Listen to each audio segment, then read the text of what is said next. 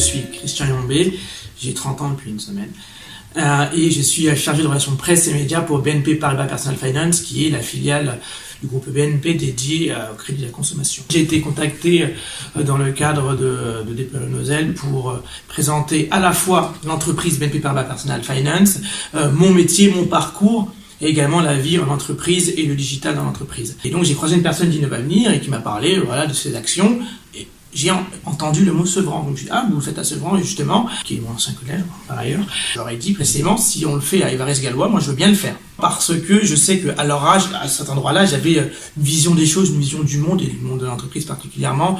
Et je voulais, apporter la pierre à l'édifice et des éclairages que j'aurais bien aimé avoir moi quand j'avais leur âge. Une personne d'Innovavenir de Desplein-Nozel m'a envoyé des exemples, des documents. J'ai eu un échange téléphonique avec elle deux fois un petit quart d'heure, mais c'était très important pour cadrer la chose et me mettre sur le chemin. Déjà, on était un binôme femme-homme, et ça je pense que c'est parfois important pour des jeunes de cet âge-là de voir qu'en entreprise il y a autant de femmes que d'hommes. Ça, je pense que c'est important. Il y a aussi la question de la féminisation du secteur banque assurance. Eux se disaient vraiment, on a amené une fille pour amener une fille, mais en fait, il n'y a pas de fille. J'aurais dit, non, dans mon service, il y a plus de filles que de garçons. Ma chef, c'est une femme. Je pense qu'il y avait cet a priori ou ce préjugé que peut-être qu'il y a des femmes, mais elles n'ont pas des postes à responsabilité.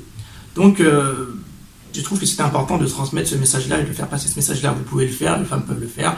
Les femmes peuvent avoir un poste à responsabilité, mais aussi faire du digital, parce que c'était aussi ça la question. Une de mes missions, je pense, c'est de leur montrer que, à la fois, on peut le faire, ça pourquoi pas, mais aussi que, entre guillemets, tous les chemins mènent à Rome, c'est-à-dire que Magali et moi, on est dans le même service, on fait pas forcément les mêmes métiers, mais nos métiers sont assez proches. Elle s'occupe du social media management et moi, je fais les relations presse et médias, donc c'est assez proche.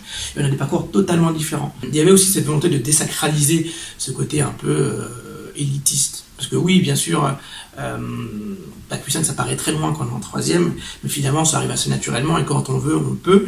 Le lien entre l'entreprise et l'école, il n'est pas fait. C'est vrai qu'il y a ce manque de lien-là et je pense qu'il est important aujourd'hui de réaccrocher l'école d'éducation nationale avec l'entreprise pour mettre à bas certains préjugés.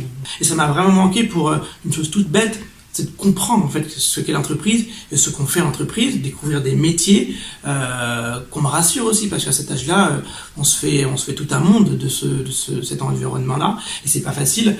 Et je pense que si j'avais eu la chance d'avoir ce lien-là directement, notamment sur le digital par exemple, parce que je sais que dans mon intervention il y avait, on va dire 15% des gens qui voulaient faire du digital, ça m'aurait aidé par exemple, à me donner une motivation supplémentaire à bien travailler, c'est tout bête, à apprendre certaines choses que je me dis ça me sert à rien, j'ai envie de faire de l'anglais, voilà, mais en fait si, et je pense que c'est hyper important.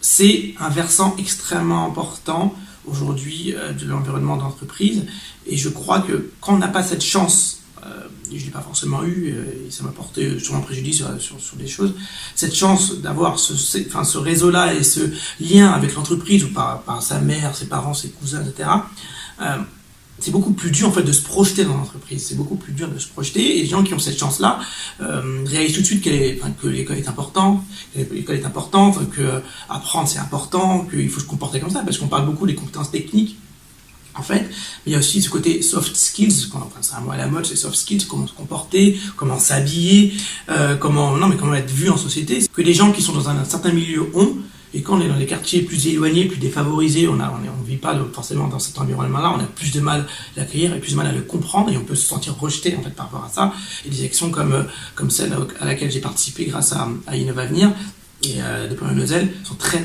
importantes et pertinentes.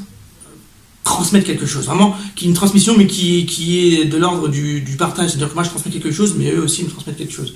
Et c'était super.